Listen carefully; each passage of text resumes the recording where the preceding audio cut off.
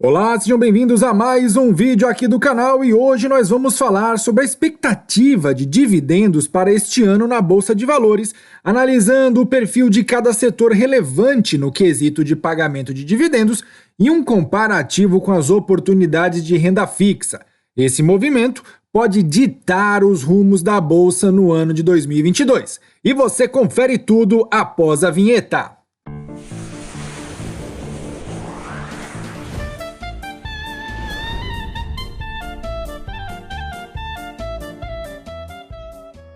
Agradecendo aqui os mais de 2.420 inscritos. Se não inscreveu, clique em inscrever, ative o sininho para receber notificações, porque todos os dias tem conteúdo novo aqui no canal. Lembrando nosso disclaimer, o conteúdo aqui disponibilizado não sugere qualquer tipo de recomendação, indicação e ou aconselhamento para investimento e a tomada de decisão de exclusiva responsabilidade do investidor.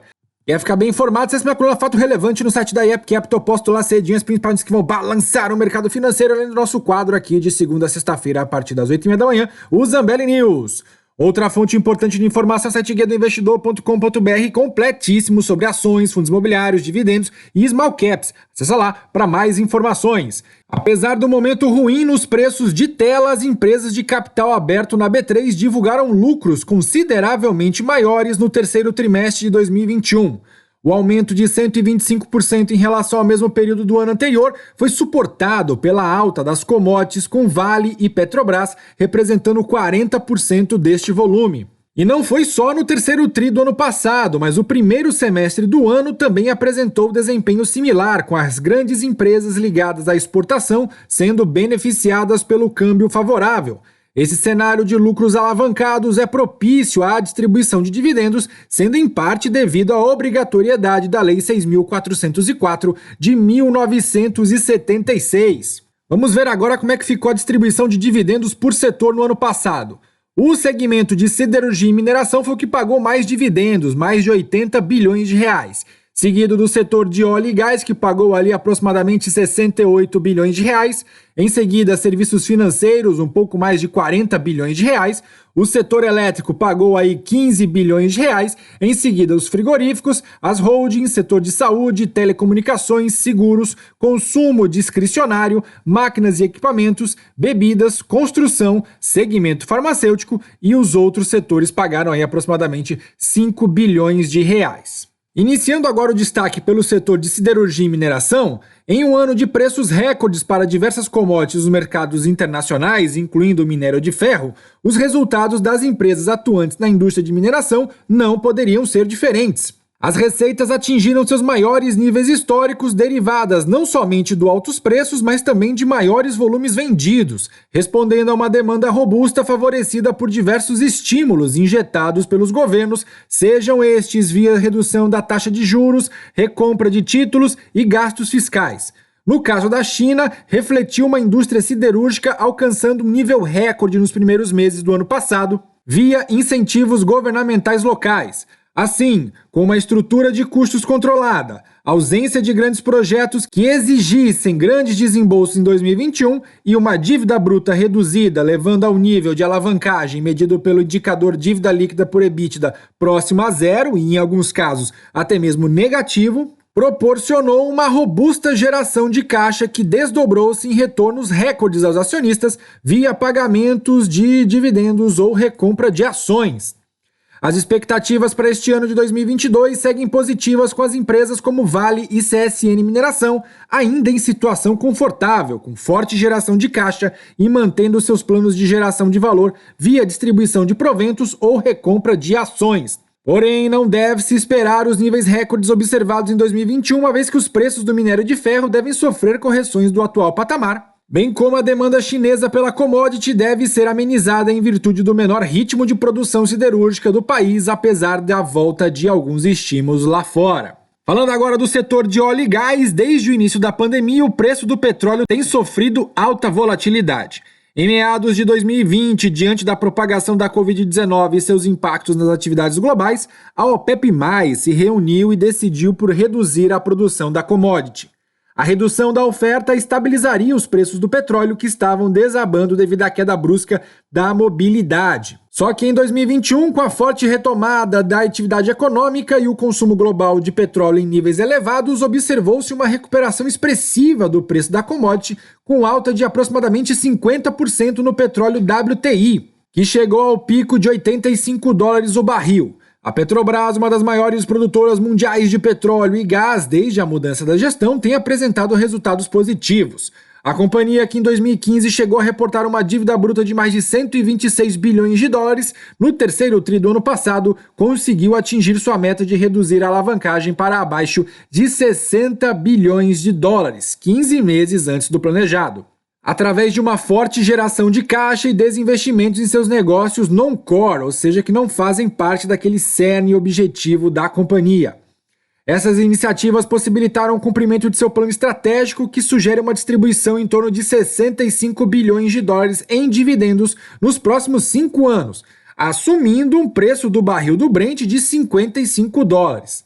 Para efeito de compensação, a empresa atualmente possui um market cap de 70 bilhões de dólares, o que implicaria em um retorno sobre o capital investido pelo acionista apenas em dividendos em somente 5 anos. Partindo agora para o setor financeiro, o ano de 2021 foi marcado pela recuperação da lucratividade do setor financeiro, que durante 2020, no pico das medidas de distanciamento social, passou por uma forte turbulência, sendo um importante vetor para gerar liquidez no mercado. Diante de várias regras do Conselho Monetário Nacional, houve a limitação das instituições financeiras de distribuírem dividendos, além do mínimo obrigatório naquele exercício. Em 2021, com a retomada gradual das atividades favorecendo o resultado dos serviços, menores despesas com provisões, além de um bom momento de crédito no varejo e a consequente recuperação da lucratividade dos bancos. Desta forma, os níveis de payout avançaram. Contudo, os grandes bancos que possuem tradição no pagamento de proventos ainda recuperam seus níveis ideais de capital, o que ainda limitou a prática de maiores pagamentos para os bancos. Apesar de apresentar conforto em relação ao índice de Basileia, quando observados as políticas internas de nível de capital praticados nos bancos, ainda há um movimento de recuperação. Casos como Itaú e Bradesco, que apresentaram altas despesas com provisões no início do ano passado. Espera-se que em 2022, à medida que os bancos recuperem seus níveis de capital, maiores pagamentos de dividendos podem ser realizados. Contudo, há um desafio de aumento de inadimplência para este ano e a desaceleração do crescimento do crédito, principalmente no varejo, com a alta dos juros.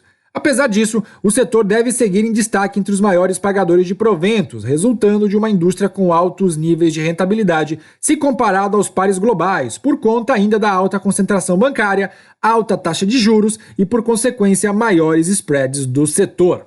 Falando agora do setor elétrico, de modo geral, as empresas do segmento de utility são tradicionalmente pagadoras de proventos. O setor tem muitas características de um monopólio natural, como baixa competitividade, alto poder de barganha do ofertante e pequeno poder de negociação do consumidor.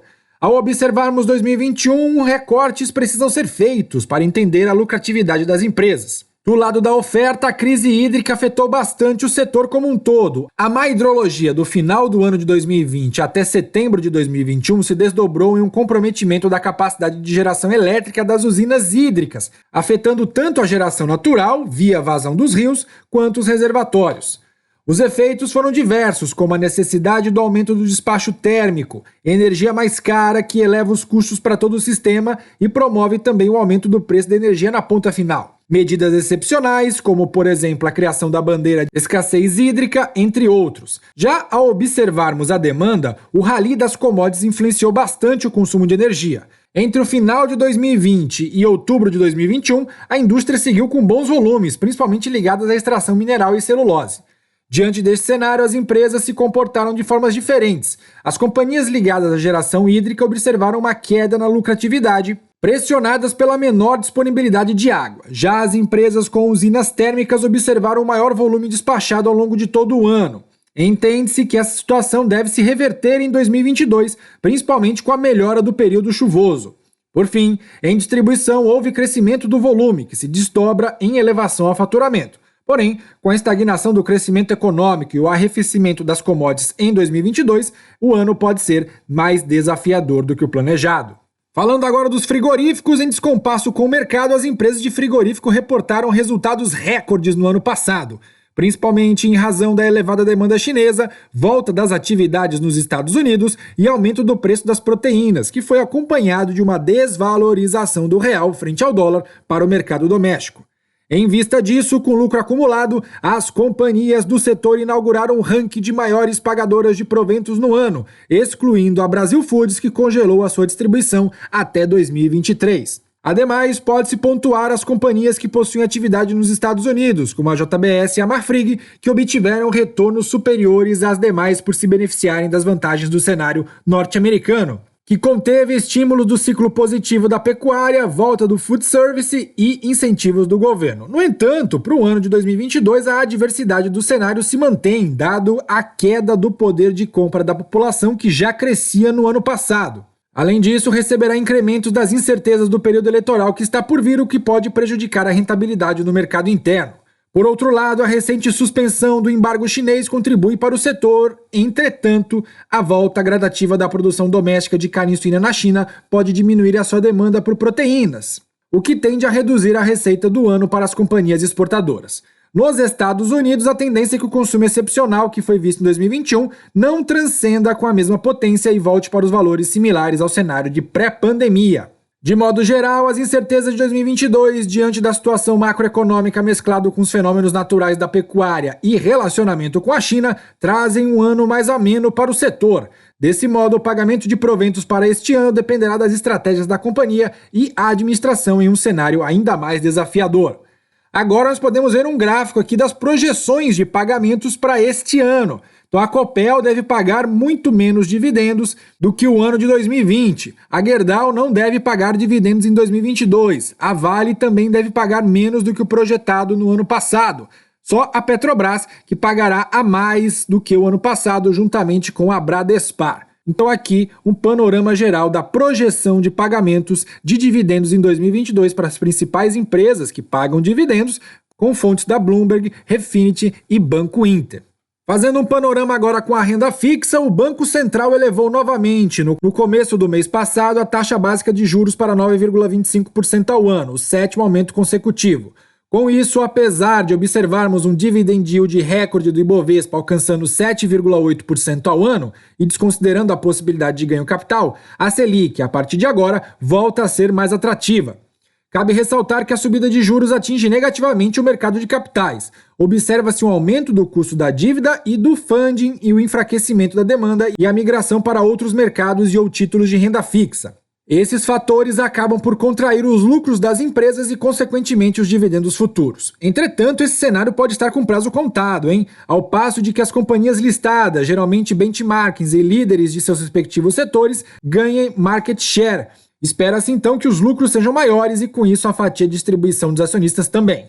Pelo lado da Selic, o mercado também sinaliza que a taxa de juros deve retornar a patamares mais baixos após o controle da inflação, ou seja, os dividendos são favoritos para o longo prazo. Agora você pode estar se perguntando, renda fixa ou dividendos para 2022? Primeiramente, precisamos relembrar que o investidor deve sempre respeitar o seu perfil antes de tomar qualquer decisão sobre investimento.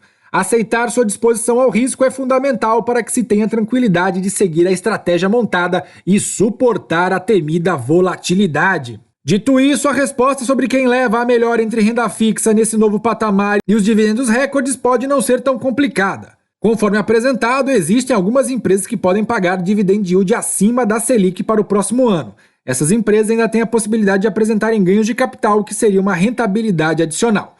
Para o investidor que gosta de renda variável e suportar a volatilidade, compreendendo então que ela costuma ser maior em um ano eleitoral, entende-se que uma carteira diversificada, mas favorecendo os dividendos, seria uma melhor opção. Por outro lado, o investidor que opta por menos variações na carteira e prefere ter uma projeção de ganhos mais palpável, uma diversificação com maior concentração nos títulos de renda fixa, aproveitando os níveis atuais da Selic, pode ser um bom negócio. E aí, pessoal, o que acharam desta análise para este ano? Vocês preferem dividendos ou renda fixa neste cenário de alta da Selic? Escreva aí nos comentários também se ficou alguma dúvida, que eu terei prazer em ajudar. E fala aí também qual é o seu perfil de investidor. Agressivo, moderado ou conservador? Se você gostou desse vídeo, deixe seu like, se inscreva no canal, compartilhe nos grupos de WhatsApp e Telegram e divulgue para os amigos. Não deixe nossos parceiros Zap Capital, Game Investidor e acesse nosso comunidade exclusivo gratuito do Telegram. Eu te espero lá. Obrigado por assistir até aqui e até o nosso próximo vídeo.